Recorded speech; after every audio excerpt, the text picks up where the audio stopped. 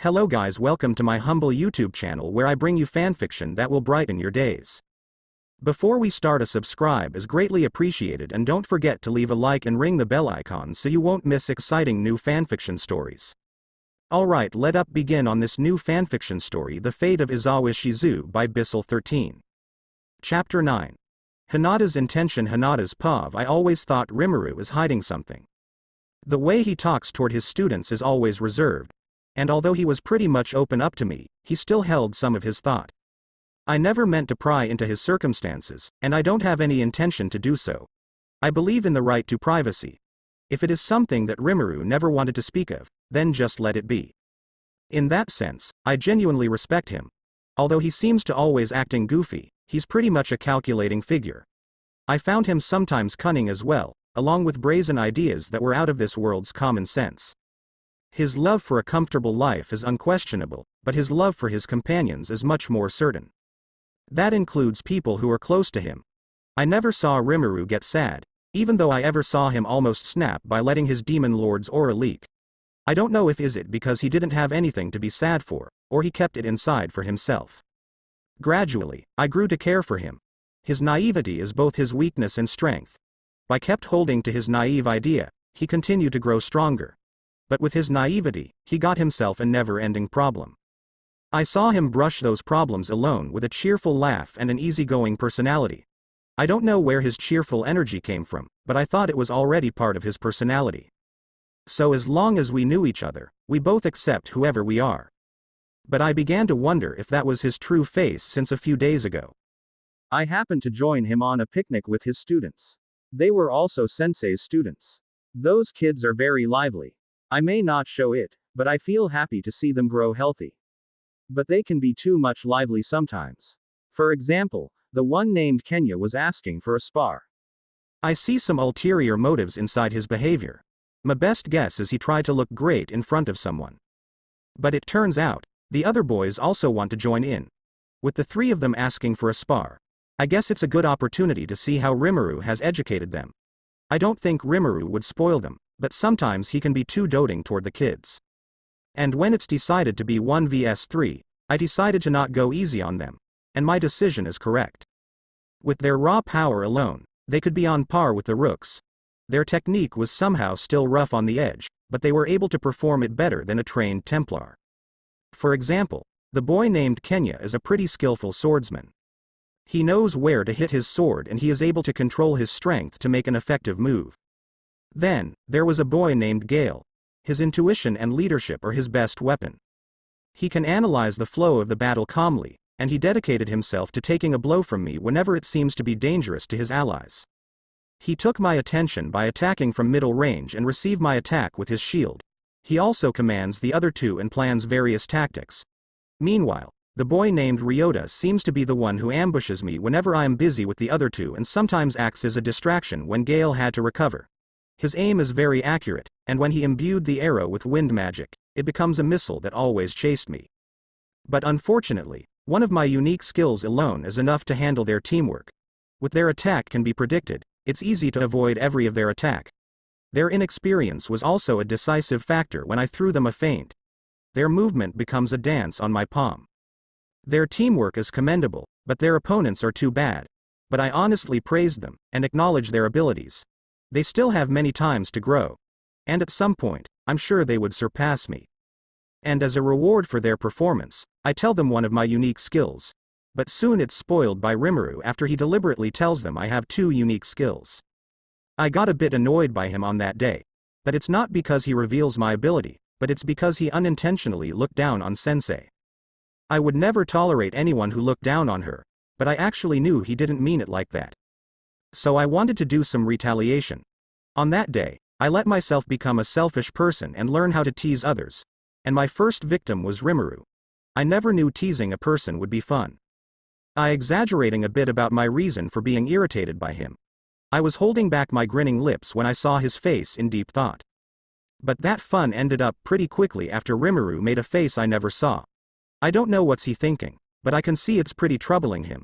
I felt a little guilty because it might be because of my teasing. But his face got brightened again after the kids showed their affection toward him. Then I suddenly remember more about Sensei. Because his face resembled Sensei, I came to remember they both have a similarity. Both Sensei and Rimuru never show their weak side, not even to their closest one. Even though I respect anyone's decision to handle their problems privately, seeing Sensei and Rimuru didn't trust me to help them made me irritated. I don't like being a liability and being treated as a helpless kid. That attitude was there within me since I saw my father change. I don't like being helpless while the people I care about were suffering. I'm not afraid to dirty my hands as long as the people I care about can be happy. But I have been failed to do so after the relationship between me and my mother got worsened. I also failed to realize Sensei's circumstances, and simply left her out of my selfishness. Sensei's death made me broken because I knew I didn't have any opportunity to repay or to lend her hand anymore. Even I don't have a chance to see her again. Those regrets had made me picking a fight one-sidedly with a person who took care of Sensei's last wish. I'm again just adding more regret by almost killing him. And then, just when I started to lament about myself, I just suddenly think about Shizue-san more than usual. That sentence coming out from Rimuru was surprising to me. He rarely says anything emotional. He continued to tell his story about the first time he met with Sensei. I took this opportunity to learn more about Sensei. But the more I know about Sensei, the more I regret what I have done. All of this wouldn't happen if I stay by Sensei's side a bit longer. Or perhaps, this is my own punishment after all I've done. Besides, speaking objectively, everyone already got what they want. Sensei can finally rest in peace, the kids are safe, and I have a pretty satisfying life. So for me to continue this sadness would be pointless, since there's nothing I can do about it. Sensei has passed away, and her last wish was already taken care of by Rimuru. But then, what has Rimuru has gained from this? Somehow, his earlier facial expression keeps bugging me. It's such an oversimplification to say he's being sad. What I saw there earlier is much more than that. I'm certain it's not because of my teasing, but I'm sure I had triggered something unpleasant inside his mind. In my logical sense, I have a debt of gratitude towards him. He has fulfilled my sensei's last wish, whom I owed a debt of gratitude as well. He saved Sensei's last students who thought it to be impossible for being saved. And he has forgiven not just me, but the whole of my companion for destroying Tempest's incident.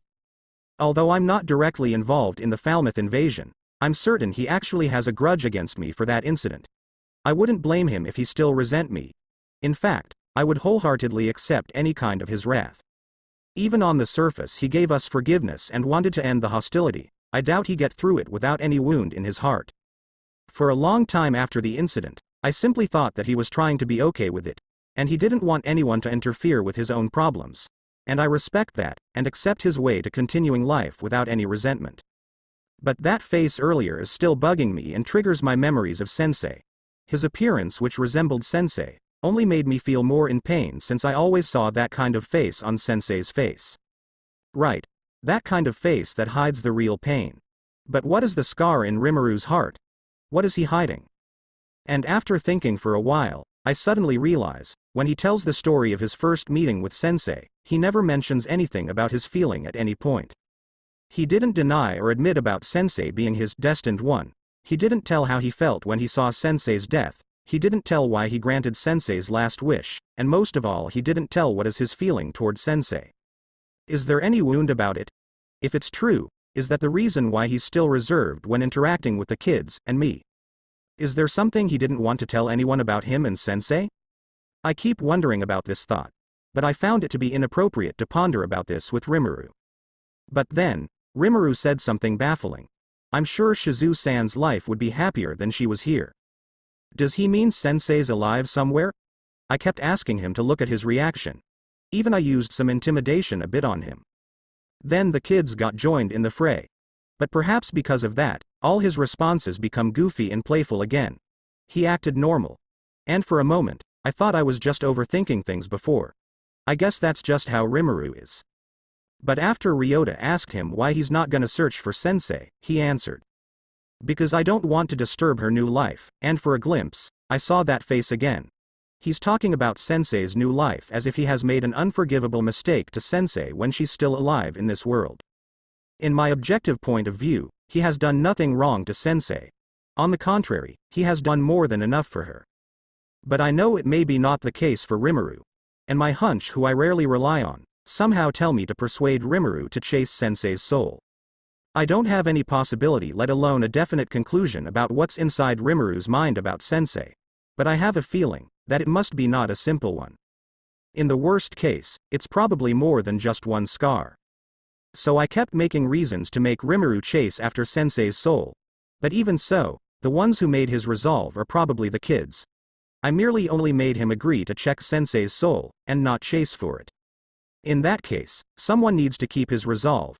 I knew Rimuru would never betray his own words, but it's still possible he would feel down when he meets unexpected events. Somehow, I feel the urge to support him. I feel eager to go with him. I don't know whether it's because of my debt of gratitude, or my regret toward Sensei who made me feel this way, but I wholeheartedly accept it. I accept my own feelings for wanting to walk beside him. And for my further luck, turns out I was capable to accompany him to the other world where Sensei's soul was located. And so, with a surprisingly joyous feeling, I came to another world with him. But sadly, that transferring process to another world quite taking a toll on me.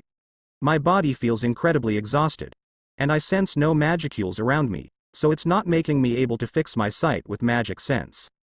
Activating a skill turns out to consume a quite amount of energy for me in this world. I was starting to worry I would hinder Rimuru's journey at this point. But luckily, Rimuru is offering to take a break. I deliberately accept and chose an easy workload to collect firewood. I suspect none of us bring a tent, but I believe Rimuru would do something about it. And turns out, what he did was pretty outrageous. He just casually took a 2-story wooden house out of nowhere.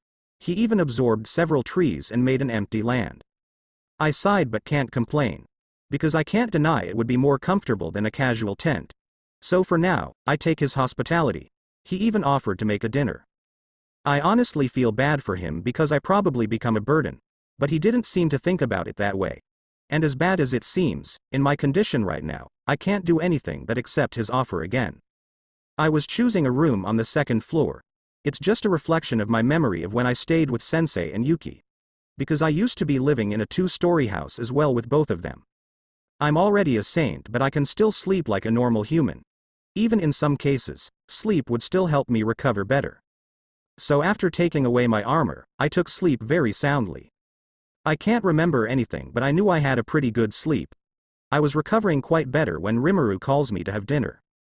At first, I teased him again a bit about me being a saint who doesn't need to eat, but I immediately brushed it off after I saw what he make. Miso soup. A dish that Sensei used to make. It's very nostalgic and brings out happy memories with her. And somehow, eating together with Rimuru was giving me a sense of warm and comfortable feeling. I suspect most of it must be because of his appearance resembling Sensei a lot. So it feels like I have dinner together again with Sensei.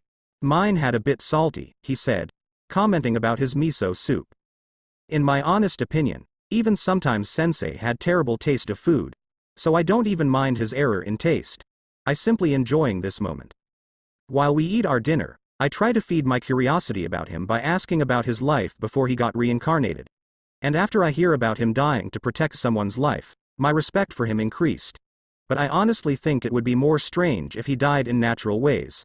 For him dying for the sake of others, he's not changed for who he is in our cardinal world. So we continue our talks. And for these rare circumstances, I tell him some part of my personal story as well. I have no specific reason to tell him so, but I find it comfortable to tell him. And perhaps, I could use it to encourage him more in this journey. So, I exaggerate some parts of my story to seek more of his reactions.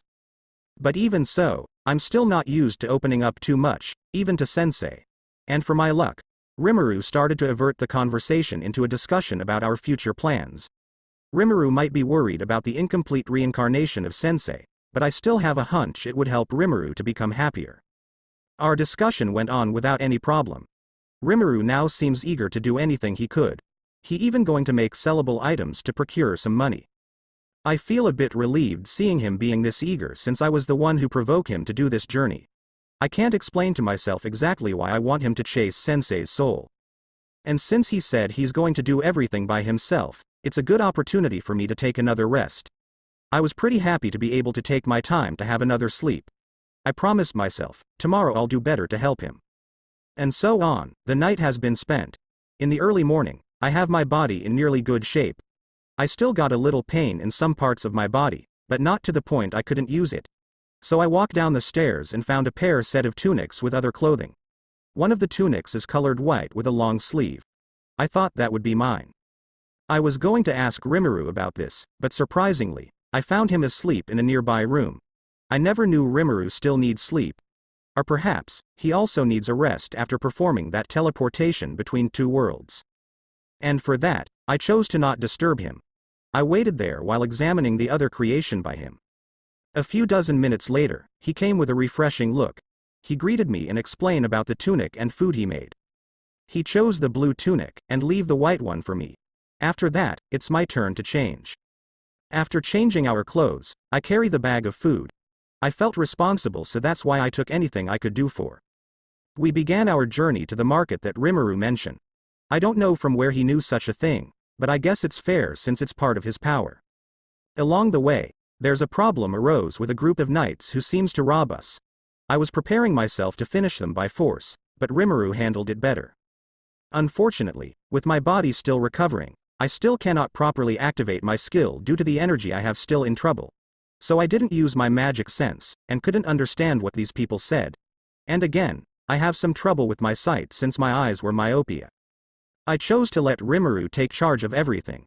I don't want to decide his way, so I choose to support whatever he decides. So I keep myself from joining up with an unknown conversation and only talks when Rimuru asked me. At some point, I learned about this place, or rather this kingdom's situation. I hear the story from Rimuru, but I can see the gestures from the knight when they tell the story to him. And from the story, the individual named Constance turns out pretty interesting. I really can't be sure, but if he has such a personality, I wouldn't be surprised that he's the one who has a part of Sensei's soul. I told him such a thing, and again, I got surprised to see his face. He shows a discomfort expression. Or rather, a disappointed one. He looks down and he seems to be in a deep thought. And this time, he didn't immediately back to composure. Is this, perhaps he expecting Sensei to be a female again? If so, then why? I don't know many things about souls, but based on how they reacted after the death of the individual, it's no wonder to inhabit a random person out there. Is there perhaps some other naivety inside Rimuru's mind about this journey? I can't keep asking around myself. To confirm it, I better ask him directly. Are you disappointed Sensei didn't reincarnate into a female again? And no. That's not it. It's, then a brief silence. What is this? Why is he acting this way? Or don't tell me, the actual reason is, I see. I think I know the gist of it. I won't be too much certain about it, but that's the most possible answer I have right now. If I was right, then it would be the answer to my other questions as well. But it seems Rimuru himself didn't aware of it, so it's still premature to make it a final conclusion. So for now, I think the best way to continue the search was at a slow pace. On that note, I heard Rimuru murmuring the sentence, I don't know. Strangely, I felt a bit happy and tried to comfort him by saying I would find it troubling as well if Sensei was reincarnated as a male. He seems to be quite amused by my response, and by adding his other thought, he seems to came back to his normal self. But now, I can predict a little bit of his attitude in particular circumstances. We continue the journey with high-spirited knights who coming along. Some of them tried to talk to me, but I cannot understand what they say, so I kept quiet. Rimuru has also tried to attract anyone who tried to talk to me. He seems to want me to feel unbothered by them. But whatever the reason, I'm pretty happy to see he can distract himself from his earlier troubling thoughts. And so, even for me, the journey felt quick. A big fortified city is standing in front of us. I heard from Rimuru that this city is named Cardinalis. Previously our intention here was to sell the food that has been made by Rimuru. But as things went on, we were going to take those knights' hospitality. Long story short, we were given pretty much supplies from them.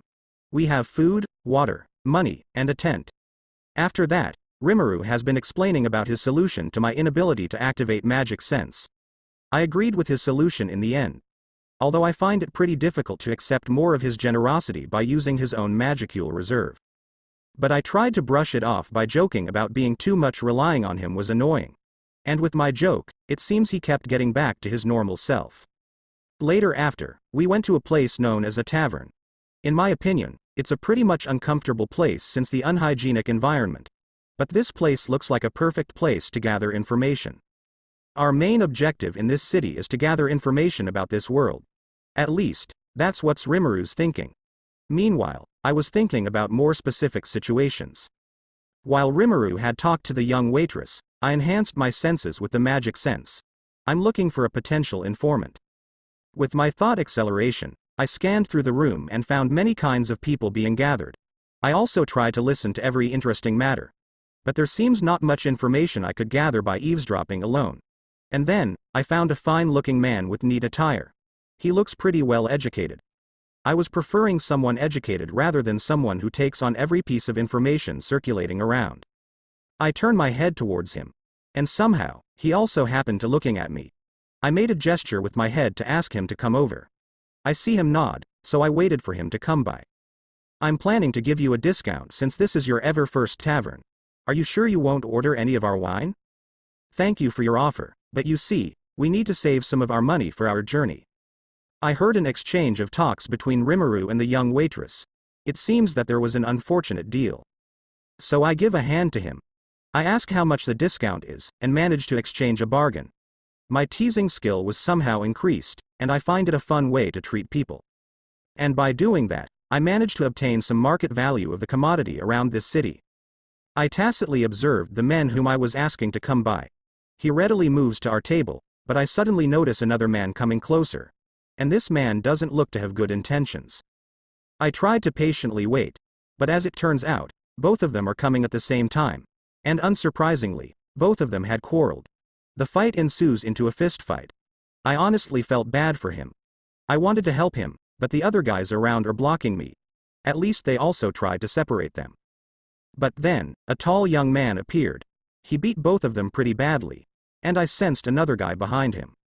And I was right. He's a sweet-looking old man with his hair already become white-colored. He have a long beard on his chin but didn't have any mustache. He often closed his eyes. After dealing with the two earlier guys, they came toward our table. The old man asked to share our table politely, and I find it amusing, so I let him and the young man have a seat at our table. They introduced themselves as Gray and Eric. Gray-san seems to be a lively person, while Eric seems to be a bit shy and awkward even though his physique was rather dominating. Rimaru has taken a liking to both of them, especially Gray-san, who immediately befriended him. Gray-san seems to be an observant person as well, because he can see the real gender of Rimaru. I find it amusing as well when he admits he's actually a male. The reaction from other customers was succeed to make me struggle a bit to hold my laugh. But the conversation went on very lively. Rimaru and the two others seems to be joking around about smoking. I personally dislike smoking since it's a sign of delinquence, but it's a different case for now. Gray-san also pondered about our money since we were able to buy a bottle of wine. And from that part, I gather a lot of important information from Gray-san. I genuinely respect Gray-san for his knowledge. After I know more about this kingdom's situation, I concluded that the prince was already in a dire situation. The only way to win this war is through a major victory, since prolonging a war would cause a collapse on Prince Constance's side. I made my comment about the current situation, and because of that, I became to know Eric seems to want to join the ranks of the knight. I have no commentary on his decision. As a human, we ought to make a lot of decisions in our life. Some might be regretted, and some might be grateful. But it seems the other two had more to think about it. Gray-san seems to be looking pretty sad but hides it with a small laugh and says Eric would be a proud knight. I have not understood how it feels, but I know it's pretty hard to let your family do what they want. I see. I guess that is what Sensei felt when I said I'll be gone to join the Crusaders. Behind her smile in our farewell, she must be felt sad for being left by me. I unconsciously took a glance at Rimaru. And again, Rimaru showed a face that I normally didn't see. He's in deep thought. I keep wondering what he might think about Eric, who's going to join the army. And at that time, I can't comprehend about what's the connection between Eric's departure and himself, who didn't have any relationship. Or, is it actually Sensei's memory that has taken his mind? Is he saw that memory too? Is the memory of Sensei when I left her appear through this conversation? Is that the actual face of Sensei when I left her? Johan-kun? Gray-san is calling him. Rimaru becomes flustered and acts awkwardly. But even though he acted that way, I sense what he's saying is the truth. It seems he's accusing himself of being immature. But then, you have experienced losing a person you love, and not just once, but twice, right? The face that Rimaru's making is like someone who's been stabbed. The face of someone who's being hit in their core. It's an oversimplification to say he's shook. Even if it's for a very brief moment, he showed not only what's inside his mind, but what's inside his heart. So it's not a memory of Sensei about me leaving her, but he hides his grief over Sensei's death? He didn't deny Gray-san words, so he really feel that way toward Sensei. And so, I feel very sorry for him. Losing someone whom you loved unconsciously, and accused of being her murderer. He tried to find any reason to not open his scar by saying Sensei's soul might inhabiting a person in a good life. But I guess, what he actually felt was he was afraid to see her again. Then, this journey has become a mistake. Rimuru shouldn't meet Sensei, or whoever she is now. It will only make him overthink his mind. An unknown feeling is a great threat since you wouldn't be able to find the solution. And I'm certain, Rimuru is not aware of his feeling toward Sensei. He took a glance at me. He looks like he's trying his best to hide his feeling. I have to get him out of this situation. I'm sorry, Gray-san. But what you said is true. You've crossed some line. My brother has been through a lot. So I humbly ask you to not pursue the matter. I asked Gray-san to not ponder about Rimuru's circumstances. Even though I actually haven't known much about it, I think it's a good thing to not ponder about it now. And fortunately, Gray-san is a good man to know his position. After Gray-san apologizes, Rimuru seems eager to change the atmosphere. And not just that, as much as I couldn't believe it, but I saw Rimuru's expression has got brightened.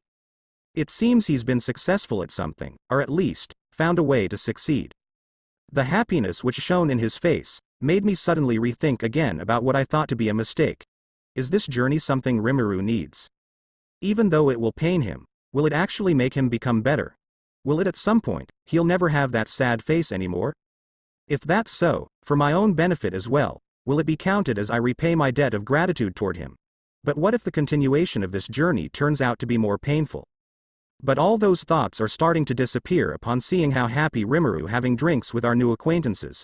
Perhaps, in some way, just accompanying him on this journey is enough to make the journey fruitful. After drinking our wine together, I notice the story from Gray-san about this kingdom's civil war has affected our views on this world. I'm from another world, but I still consider myself as part of the guardian of humanity. Even though we basically just stumbled upon this area which undergoes conflict, any kind of bad action against humanity is a violation. Rimuru seems wanted to help, but he worries about the effect on us. And for that, I cannot deny it. Since it's mostly true. But I know Rimuru doesn't want to regret anything. I wonder if this truly going to be okay for him. We both agreed to return the provisions that have given by the knights. I don't need it as well, but I understand we cannot just reject anyone's kindness.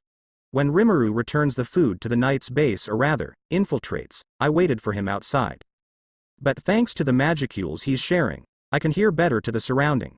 And by that, I knew that Rimuru has eavesdropping the knights before.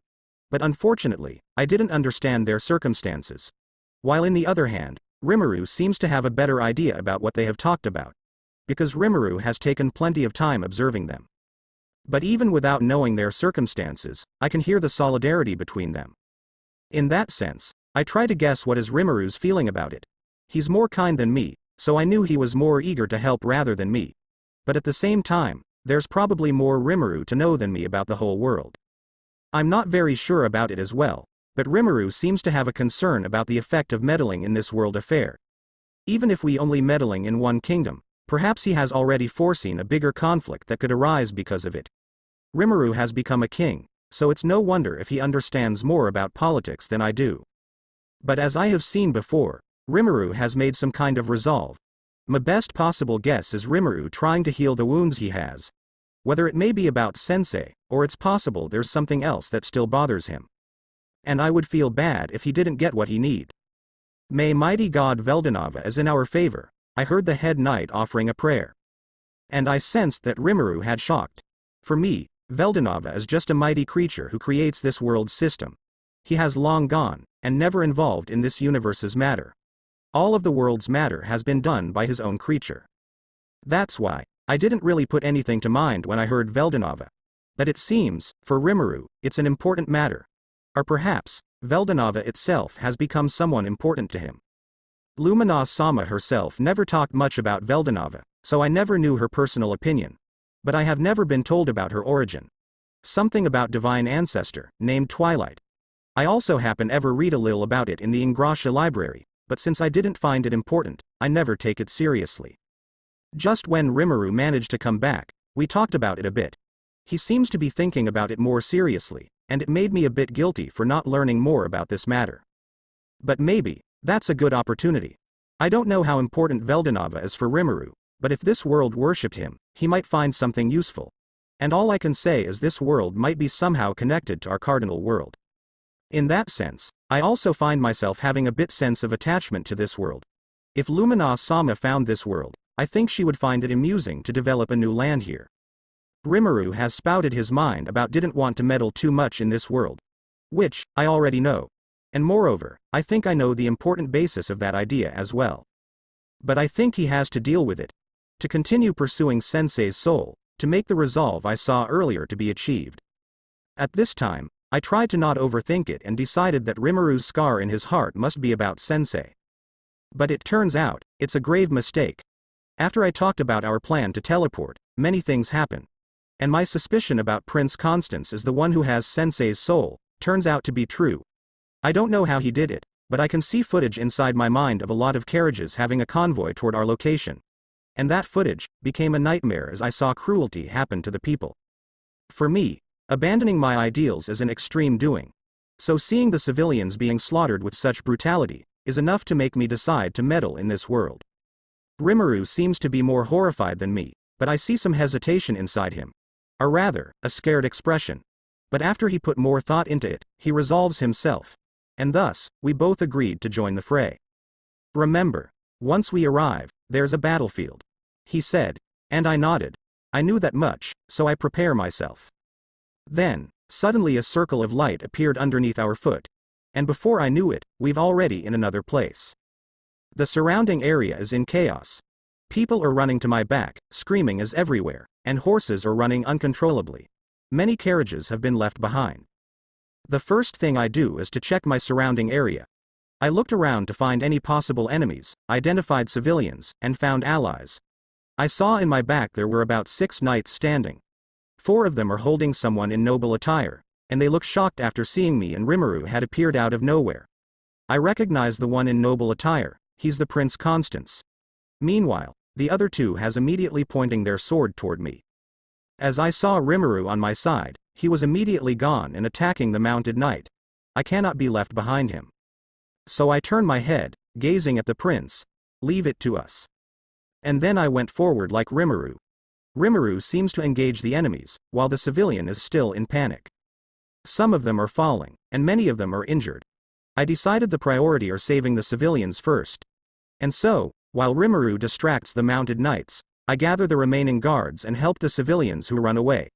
They are all in panic, so after seeing me who's still in composure, not just civilians, but even the guards are following my directions. I also put some healing magic on the guards and civilians who had serious injuries. As I expected, every one of them are shocked. Wow, what is this? How can it be? My wounds. What are you? But I rebuke them immediately by saying, just shut it and take it. In this dangerous situation, you have to accept any kind of help to survive. No matter how hard it is to accept it, as long as it makes you survive, and you have to move fast since the enemy won't let you take time to run away. Not long after, I saw no more civilians running to my direction, so I gave a command to the guards who were still nearby. Hold your line, I'll go forward. They seem to be wanting to join me, but none of them are following me in the end. As I ran toward Rimuru, I noticed in far away there was a group of black-mantled men, committing cruelty against people. But as much as I wanted to save them, I don't think I would be fast enough to reach them. So the idea which popped into my mind was taking over Rimuru's role to take care of the mounted knights and let Rimuru take care of the enemy in far away since he's much faster than me.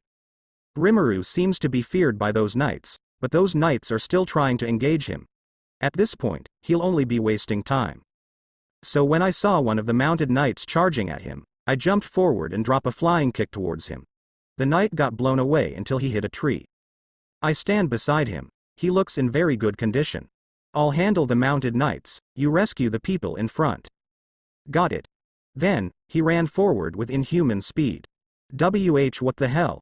What is going on? Oi, there's another one here, finish her. They began to charge at me. But they seem to be foolish since I can do the same as Rimuru. I dodged their charge and appeared in their blind spots. Their horses are starting to panic and run amok around, causing chaos on their own. The knights fell to the ground, and they started to collide with each other. I quickly ran towards the remaining knights, including the knights who fell, and disarmed them. Mostly I hit their armor with the bare minimum strength, and make them groan in pain or fainting. Everything seems to be okay and we slowly gaining more foothold. But then, the remaining enemies are screaming in agony. The mounted knights all fell unconscious, and the remaining civilian who near me were also fainted. The horses are running wilder, fleeing from the road. I felt a dense aura. A demon lord's aura. No, it's rather more powerful than that. It's a true dragon aura. I was confused. I'm very certain it's a true dragon aura. But there's no possible way there's a true dragon here, and furthermore, at the same time wasn't deadly enough to kill people. If it's coming from a true dragon, there should be more casualties. I don't know who's appeared, but I have a very bad premonition. And then, the ground is shaking. A ray of black lightning appeared far away from my position, but it was very huge so it can be seen from many kilometers away. And that black lightning, I knew who was able to cast such deadly magic. That Rimuru, what has he done? I ran as fast as I could. And then, after a few kilometers ahead, I saw dozens of black-mantled men lying on the ground in horrible conditions. There's a corpse that has been cut in half, arms cut, decapitated, and burnt to ashes. Then the aura is disappearing. I follow the remaining aura, and ran towards it. It took me another several hundred meters. But there, I found Rimuru standing in silence. He didn't move, but some of his aura is still leaking. Rimuru. What are you doing? I was very upset about what he has done. The damage is worse than anyone in this world could imagine. Trees are on fire, the grounds are cracking everywhere, the road also become damaged and has covered with black ashes, and people far away are trembling in fear. I was going to reprimand him for how reckless he has done, but then, I notice his silence. He stood there, in the center of the cracks in the ground, without saying any words. His long hair has covering his face. The lights from the fire around us illuminate the scene, but his face is simply dark from the cover of his hair. His shoulders are lumped, and he didn't look anywhere. His head is looking down. And at that moment, I came to know. I know the rage he can do. I know there's a painful wound inside him. And I knew, deep inside of him right now, he was crying. At that moment, I became certain that Rimuru was hiding more than just one painful wound. The rage that he showed towards those men in black was out of his personality, I knew. Blood spilled easily around with his hand, and a serious killing intent came from his eyes. It's all brand new to me. Rimuru, I tried to reach out to him, but he didn't even budge. The sight was scary, but for me, it was painful. The always smiled Rimuru, who brushes his problems off with goofiness, had cried in silence in front of me. Then, out of nowhere, I saw Sensei inside him. I saw Sensei is really crying in Rimuru's place. It can't be. I felt a sudden pain inside my chest. It's more painful than I ever feel. I feel helpless. I feel a pierce inside me. Sensei, I tried desperately to reach out to her. I dragged my feet towards her. The closer I get, the heavier it goes. I reached out to her with both of my hands. But then, she disappeared, leaving me with Rimuru. But before I know it, my hands have reached Rimuru. I can feel him. I can feel his cold skin in my hand. Rimuru, and before I realized it, I hugged him.